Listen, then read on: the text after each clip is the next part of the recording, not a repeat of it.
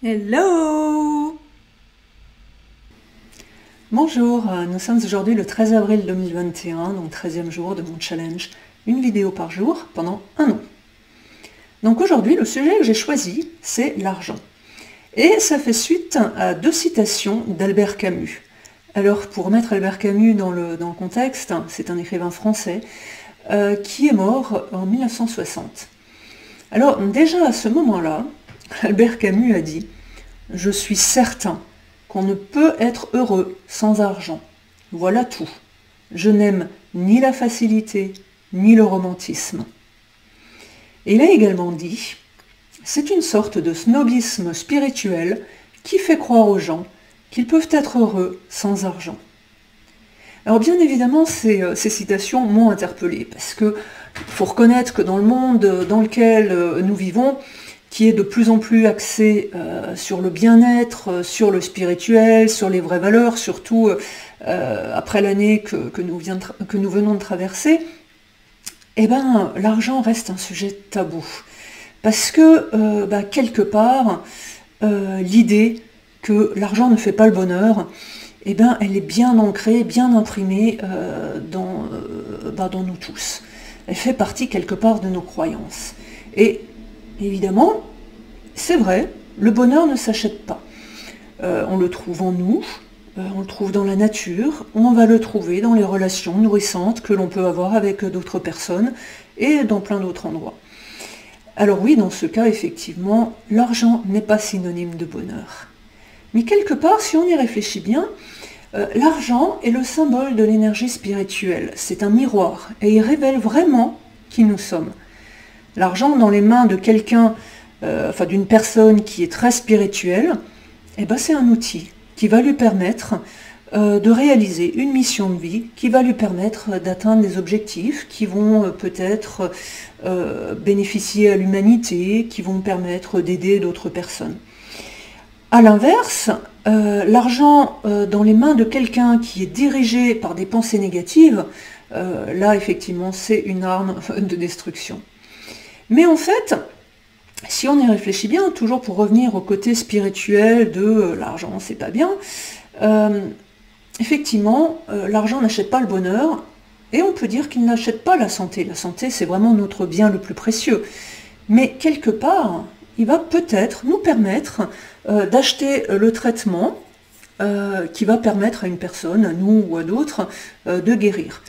Mais parce que dans ce monde spirituel vers lequel nous évoluons de plus en plus, nous ne sommes encore à ce jour pas tous capables de nous auto-guérir. Et parfois, effectivement, il y a des traitements qui sont particulièrement chers. Et là, dans ce cas, est-ce que l'on peut dire que l'argent est négatif? Il est utilisé pour faire quelque part du bien, pour permettre de guérir. Maintenant, il est clair que l'argent ne va pas remplacer, on va dire, le sourire d'un enfant, le sourire d'une personne que l'on aime. Mais si cette personne est éloignée, eh ben, l'argent va nous permettre de payer le voyage pour aller voir cette personne. Il ne faut pas oublier que nous sommes des êtres incarnés dans une réalité matérielle. Et non seulement nous avons besoin d'argent pour payer nos factures, pour payer un certain confort de vie, mais aussi pour apporter du bonheur aux autres autour de nous, et pour financer des projets, alors que ce soit des projets effectivement personnels, ou que ce soit des projets à plus grande échelle. En fait, même Walt Disney disait « Nous ne faisons pas des films pour gagner de l'argent, mais nous avons besoin d'argent pour continuer à faire des films. » Et la part de Walt Disney, faire des films, c'était justement faire rêver le plus de monde possible. Donc quelque part, le problème, ce n'est pas l'argent, c'est la personne qui le gère. L'argent ne fait que refléter ses croyances. Mais l'ironie de l'histoire, c'est que nous avons tous des programmations qui sont liées à l'argent. Que nous soyons spirituels, ou sur le chemin d'un développement spirituel, ou pas du tout. Et si l'on creuse un peu, on se rend compte que ces croyances nous viennent d'une moralité judéo-chrétienne. Ça vient tout simplement de la Bible, dans laquelle il est écrit que l'amour de l'argent est la mère de tous les vices. C'est vraiment la cause du mal. Alors évidemment, si nous pensons déjà à l'origine que l'argent c'est le diable, personne n'a envie d'avoir le diable dans sa vie. Mais en fait, les personnes qui se disent spirituelles, en pensant que l'argent est quelque chose de négatif, quelque chose de mauvais, qui cherchent donc à vivre sans, eh bien, ces personnes-là, finalement, apportent un jugement. Et une personne spirituelle ne réagirait pas comme ça. En fait, justement, penser que l'argent est quelque chose de négatif ou de mauvais est justement le témoin de l'absence de la spiritualité de ces personnes, et non pas un gage de spiritualité.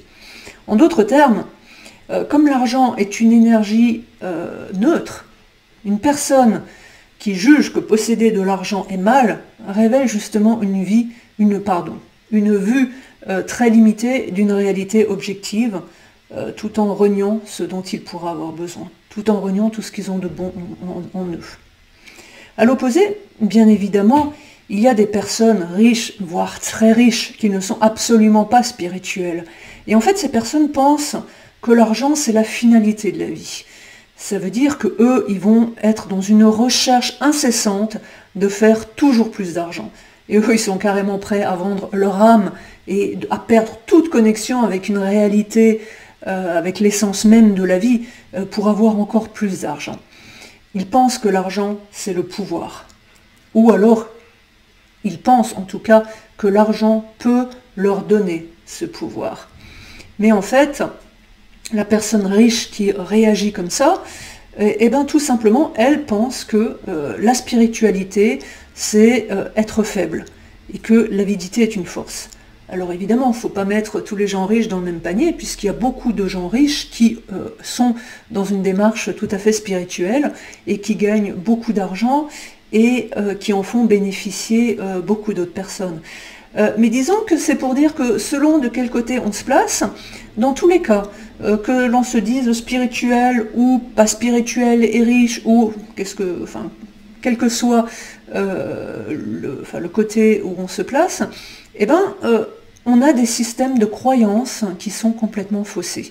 Celui qui pense être spirituel en renonçant à l'argent, en pensant que l'argent c'est négatif, que c'est mal, que c'est le diable, que l'argent pervertit, eh ben c'est effectivement un système de croyances. De l'autre côté, la personne qui est riche, qui pense que l'argent va lui donner le pouvoir, eh ben c'est également un autre système de croyances.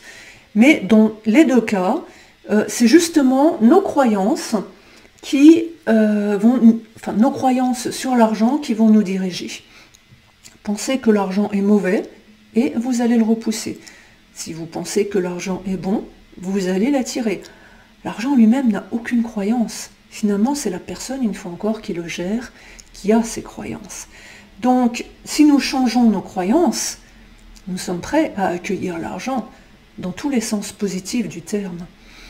En fait, tout simplement, il est difficile d'accueillir l'argent, d'avoir de l'argent, quand nous pensons que l'argent est une énergie négative. C'est une énergie neutre.